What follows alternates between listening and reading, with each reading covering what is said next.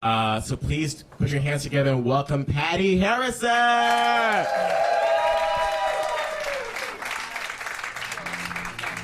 Hey, thank you. Keep it going. Yes.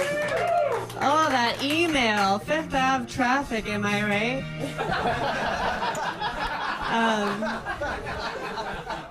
How is everyone? I can't see you. This is great. Thank you so much for having me, Alex. Sherry, this is good. I know I'm from a different world. Yeah, I guess I'm very happy to be here. You know, it's been kind of hard to write stuff and like be funny, which you know, I'm sure there are people that disagree with that. I did a show the day after the election, and it was very scary because it was at the Jane Hotel. It was like in RuPaul's like old bedroom, and which is like now a bar. I didn't know this. And a guy came up and was like, "Oh, what the hell is going on up here?" And the host of the show was like, "Oh, it's a comedy show that I host." And he's like, "Oh, comedy." And she was like, "Okay, well, like, this might be kind of glum." And he's like, "Why?" She was like, "Oh, well, because of the election." And he's like, "I'm fucking happy with the election." I'm like, and like, I don't know. It was just, and it was just very scary. But he left, thankfully. And that's my sad. Bye. I just said I get that out of my chest. It was just like I couldn't really muster anything. I started on the week of the election. I was like doing a test week at this website that I work at now. I got hired, which is great, and some of my coworkers are here. This comedy website, which I'm like so lucky to be at. And but the point of me being there was that I was supposed to be like pitching comedy ideas, and then we made a lot of videos about like before Hillary lost, about Hillary winning. So it was just very glum.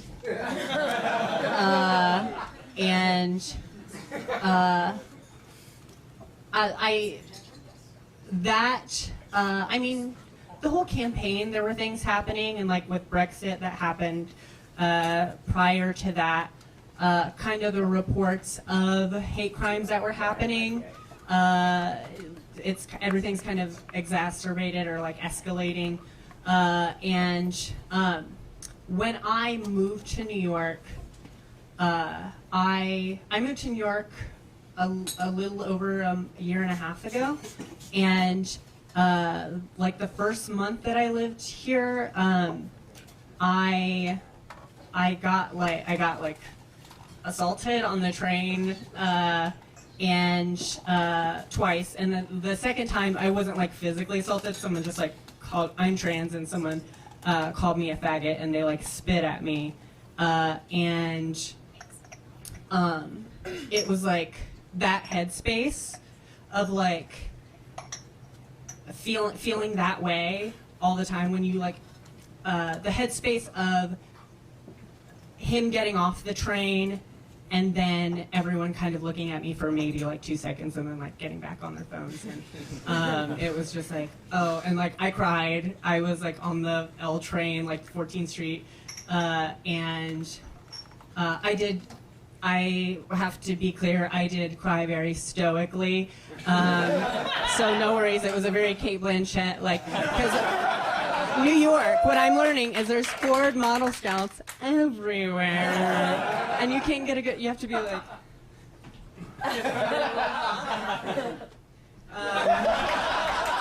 that's my train cry, don't take my train cry. But anyways, that feeling was the worst feeling. It felt worse than like being harassed. So basically, since the election, I've just been in this like, anytime I'm like traveling, I'm like, I can't be a bystander if like someone gets their hijab pulled off. If I see someone in a hijab, I'm like magnetized to them in like a very like violent, aggressive way that's probably scarier than anybody who's there. I'm like, I have to like be in their space, and I'm like, I will put my body there. But yeah, that sucks. So I don't have to tell you guys to like, you know, but when you're commuting. But anyways, the next day I was asked to pitch, the night of the election, after I was asked to pitch a bunch of like sketches and stuff that were like topical, and none of these got picked up because I couldn't, like, my brain was just mush. And something that's been really helpful this week and in general is like whenever anything gets kind of like too much or I'm over encumbered, just like kind of nestling into like the dumbest part of your brain, where it's just like okay to just be like, I like comedy. Like that guy is doing a great job. But yeah, I pitched these and none of them got picked up. So if any of you are in development, and just talk to me after the show. I'll be face down on Fifth Avenue. So these were just like, it was a runner of like a fake commercials for sitcoms that would do well on Trump TV. Oh, don't groan, there's nuance here. So basically just a commercial that would play like the primetime lineup on like a Thursday night on Trump TV. So the first, and these are like the working titles, and then I'll just read the conceit really quickly. The first one, this had an alternate title. So the first title was, uh-oh, now the son's the boss, and then alternately, oops, son boss. The conceit is that a dad with a very successful multi-million-dollar business hired his son to work at the office, and through nepotism, kept giving his son promotions, but accidentally gave him too many promotions, and now the son is the boss. Uh-oh.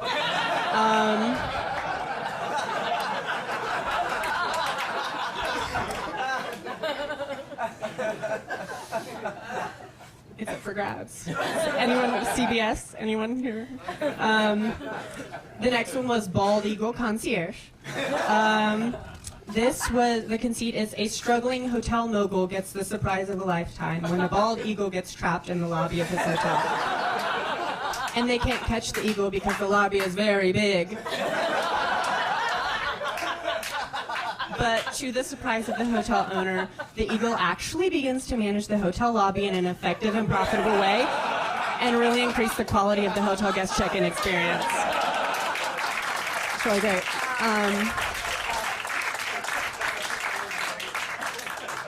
Now, this one was kind of lazy because like you're pitching stuff, you're like on a crunch, so it's kind of just like a palette. It's the same format as the last one. This one was called Hedge Fund Baby.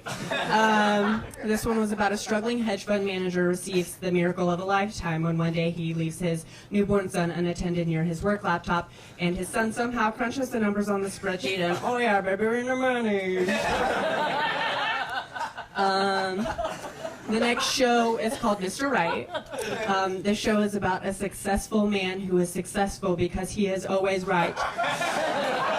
People, especially women, try and prove him wrong. He always defeats them, and every episode ends with a woman saying, "I'm sorry for doubting you, and your penis is very huge." And he replies, "Yes, my penis is big and strong, just like my father and his father before him."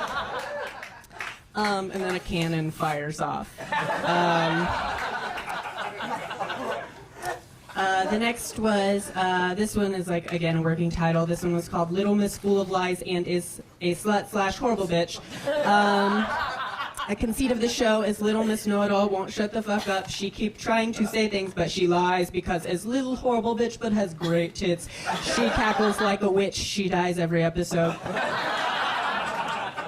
And again, as promised, there is nuance because it is a, you know, a dynamic a following that Trump has, you know, white women, and this was a reality show. So this was a pitch for a reality show. It was just called Man Buys a Woman.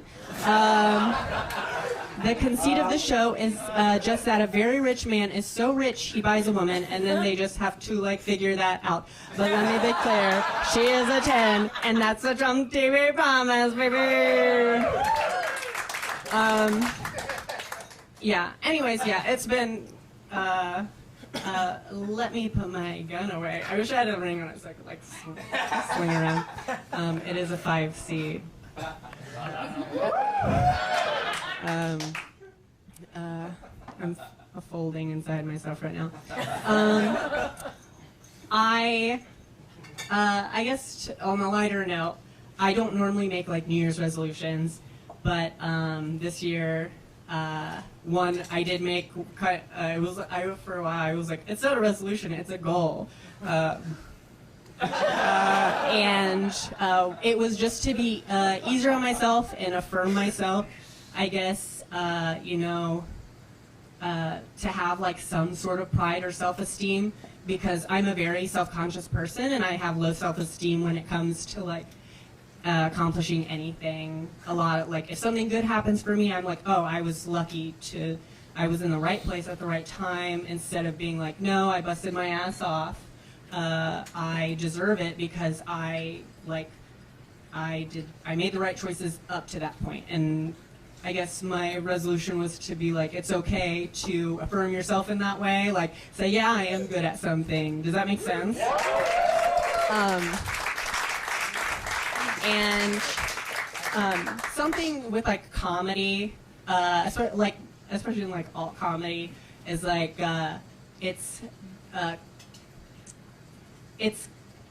okay, so this is gonna like sound shitty, but like I want to like affirm like I'm good at impressions. I know that sounds like I'm good, but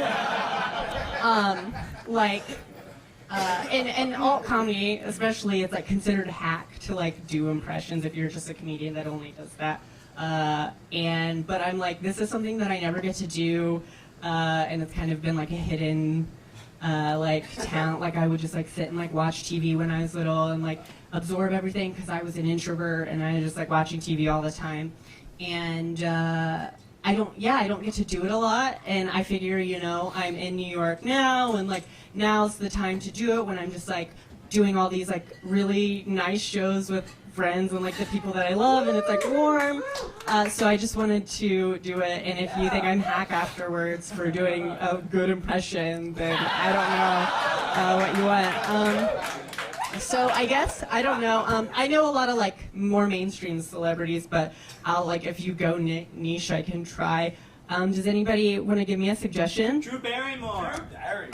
Oh, Drew Barrymore, that's really good. Yeah, what a prolific career, and she's just like, she's done it all. She was like for a little bit, like, I mean, she was a child star, and then there's like Firestarter and E.T., and like E.T. like sent her to like stardom, I guess. Maybe not E.T. She was like she is a daughter of famous actors, but she's like been in so many films. She's played sweet, she's played like dark. It's just like and she has such a fun kind of like, not an impediment, but kind of like a lisp, which is like, it's not funny, it just like makes her more endearing, right? And so I guess where she sits in like kind of like a softer place, right? And it's kind of like, and she kind of like speaks out of like one side a little bit. So I guess, let me try and like find where she sits. Okay, so I guess, what is like a line Drew Barrymore says in like a movie? Does she have any famous lines? My dad is a very famous actor. Okay, that's a good one. Okay, so in a way, okay, so then this is my Drew Barrymore. I guess, okay, so where is she sitting?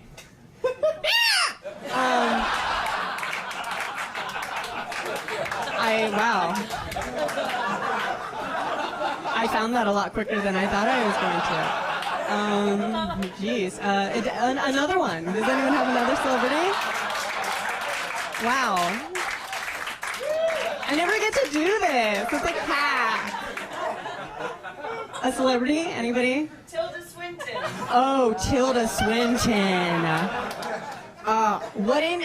Just like an icon, and just like I don't know, until recently, like, she wasn't problematic, and then there was, like, that Margaret Cho thing where she was like, am I doing, like, you know, yellow face because I'm taking the role? And it's like, okay, that's problematic. But everything before that was amazing, right? And just so, like, the way she just kind of, like, can, like, blur the lines of gender, and she's just, like, here and there, and it's like, oh my gosh, we need to talk about Kevin. So much, just like, so much restraint as an actor. What an incredible film. So dark and funny at the same time.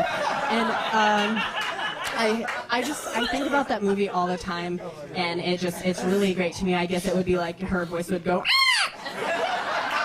if I'm remembering that line, and Kevin doesn't say anything because he's like, and she's like, and then John C. Reilly was like, I don't remember what John C. Reilly says. I guess I can do one more. One more. Melania. Sarah Paulson. Sarah Paulson. That's kind of too. Austin Powers. Oh my gosh. Wow. I guess. So that's like an iconic character, and like Mike Myers is just like SNL legend, and then just so many movies from there, and that like SNL as a platform. Sometimes it doesn't launch people, but boy oh boy, it launched him, and I'm grateful for that. And he just like really fucking. Oh my gosh, I guess, and so many of my friends have these amazing impressions of like Austin Powers, and like, so who doesn't have an Austin Powers impression? They're like, oh, do I make you horny, baby? Is that groovy, baby? Right? That actually isn't my impression of it. That's my impression of one of my friends doing an impression of it. My impression of it is something like,